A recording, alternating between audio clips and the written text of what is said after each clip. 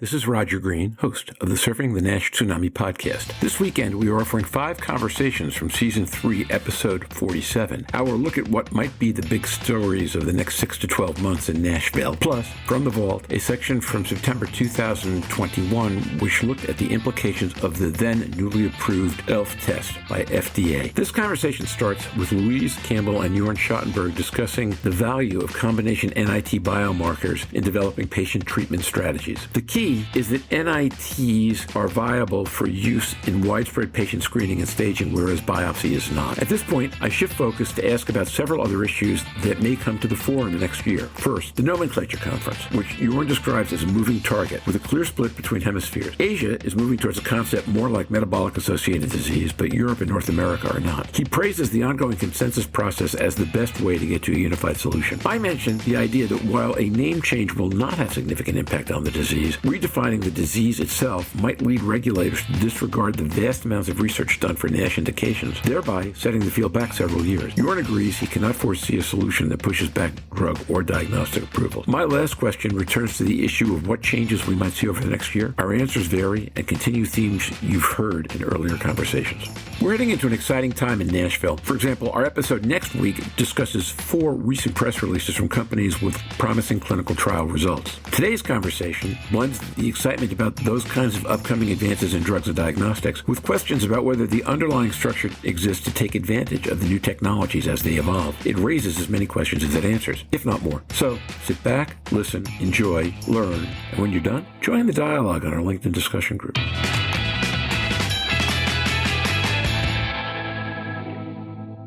Louise Campbell. With all of the non-invasive technologies, the data outstrips, if you put it all together, any biopsy data. So if we can use the strength of all of those together to look at the outcomes, then it has to be a way forward in getting drugs approved for market, but also their implementation, because they suit patients. And I agree with Jörn, I cannot see any drug being approved with a life-threatening test. It's just not applicable. It's just not appropriate. And use for trial, absolutely, but actually going forward in the real world, I think there is overwhelming data that we can tie most of these NITs serially or sequentially to the outcomes that we want. That's the advantage of now having the non-invasive space developing. Hand over fist, really. We're rolling towards the bottom of the hour. There are a couple of other things that are going to happen in the next 6 months to a year that are worth, I think, commenting on at least briefly. Any expectations from the Nomenclature Conference and process? Jörn Schattenberg. The Nomenclature Conference is a moving target. I do see the split between the hemispheres, if you'd like. So with Asia making strong moves forwards towards the concept of metabolic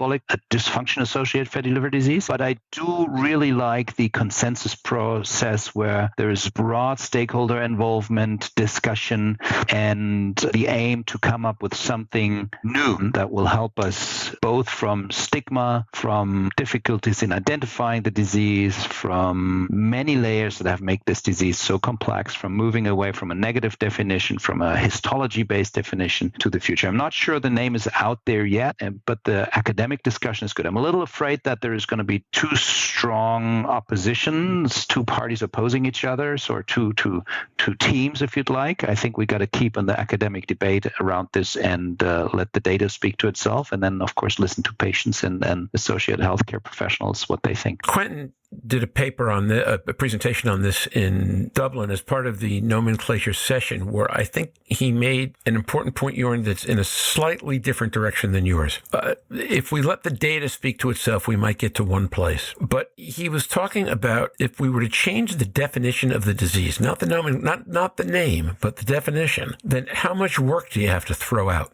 That's been done, because the clinical trial work, the people who are strongly advocating changing the definition poo-poo that. But by the way, they tend not to be Americans. And the reason is that most of the aggressive drug development work gets done or funded in the States. And we all understand how the FDA plays. I thought Frank Anania pretty much made the point in Dublin that was a risk. immediately after that, one of the major advocates of metabolic was a friend of mine, totally poo-pooed. He said, oh, that isn't going to be a problem. I said, why don't you think so? He said, oh, because it never is. And I said, well, there is no never. All you have in liver right now on this is PBC. And there we changed the name, but we didn't really change what we were evaluating in the trials. So, Jörn, I guess my question to you, following up on yours, is do you see an outcome that has the potential to slow or imperil drug and diagnostic development, or do you believe at the end of the day that will be the line that nobody dares cross? We do not want to give up on the data and knowledge that's been generated. I think that's an important point. We do not want to give up on advances in drug development sphere. And the drugs that are going to be approved are not going to be approved for metabolic dysfunction-associated fatty liver disease, but for steatohepatitis with fibrosis based on liver histology as a surrogate or liver histology in outcomes. There is a very clear difference here in terms of drug approval pathways. And I agree this is not going to be changed. And the change in definition is not going to affect that because the people we enrolled in trials are not, you could change the nomenclature, but the way patients got into a trial is clearly defined and that it has to be kept consistently so for the drug development pathway. So I agree we should avoid a discussion where we say, well, everything is different, all the patients are different, everything we've done doesn't count because now it's a new disease. There's a certain risk here, but I don't see the field going there. So what other developments do we see in the next few months? We talked about some drug stuff, some T stuff, some clinical pathways issues, some policy issues. Where else do we think events might transpire over the next 6, 12 months? Where if we record the same episode next year at this time, we look really smart or stupid, take your pick. So I think we're going to be taking less about significant fibrosis, F2 and NASH as a druggable target. I think we'll focus more on the F3 compensated F4 outcome trials in patients with F4, how to risk stratify compensated cirrhosis, how to identify them because they have normal labs. We don't know they're out there yet. FIB4 might identify some of them, but that's not the final answer to get a compensated cirrhotic trial. We'll just address the more advanced disease population for two reasons. One, there's the biggest unmet need. There might be different in terms of how they respond to certain MOAs.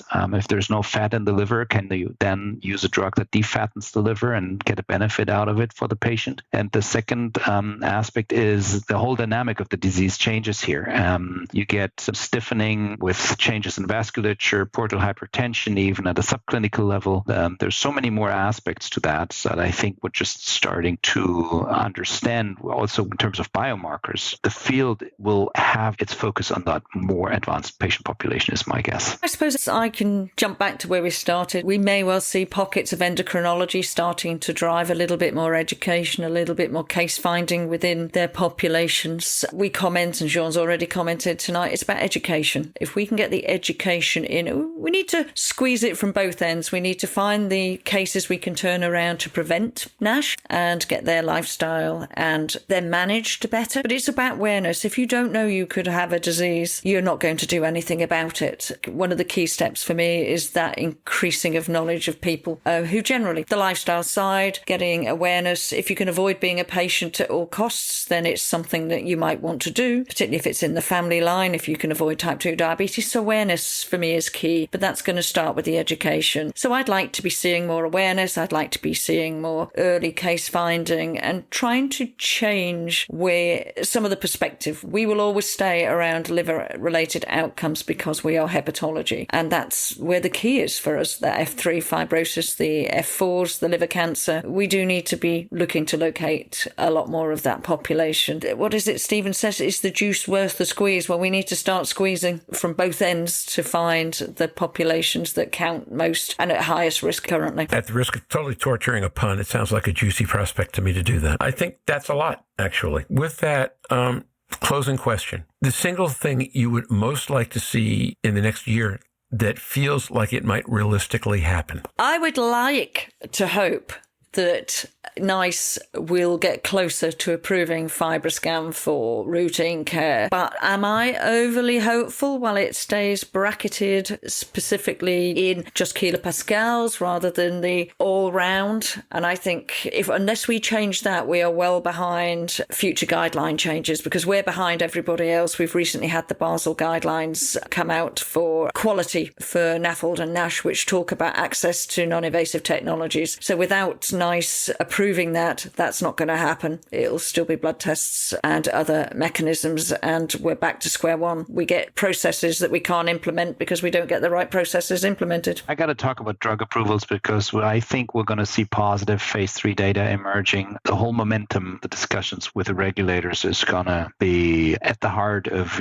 getting an FDA approved drug. I feel we're so close in closing on that first approved drug. So that's something for me very exciting, because it's going to then, as we've discussed numerous times, change the math and the dynamics and provide us with more opportunities to serve these patients and provide liver health. I agree with you. And my optimistic for the next 12 months is that we get 2 drugs, because if we do, particularly given the 2 drugs we might get in the next 12 months, first of all, I've said this on the podcast and kind of in the first speech I ever gave to NASDAQ in 2019, a rule of pharmaceutical marketing is the first one is whether and the second one is which. So when you have 2 drugs, the discussion changes from do I treat with a drug to which drug do I treat with, and that amplifies market growth and spending, number one. Number 2 is if we get 2 drugs and one of them is profoundly antifibrotic and the other one has defatting effects, then in fact we're going to wind up taking a look at 2 different patient populations at the same time, which will really speed the education process. So the realistic thing I think might happen is that we get both of them. I'm not sure it will happen. This isn't what I do for a living, but if we do, I believe it will have impact that will be really dramatic. And now, back to Roger. We hope you've enjoyed this recording. If you have any questions or comments about the content of this conversation or the entire episode, please send an email to questions@surfingnash.com. We will be back next week to discuss exciting advances in drug development as highlighted by recent press releases from Akero, Poxel, Altimmune, and Exela. In the meantime, stay safe, surf on. We'll see you on the podcast. Bye-bye now.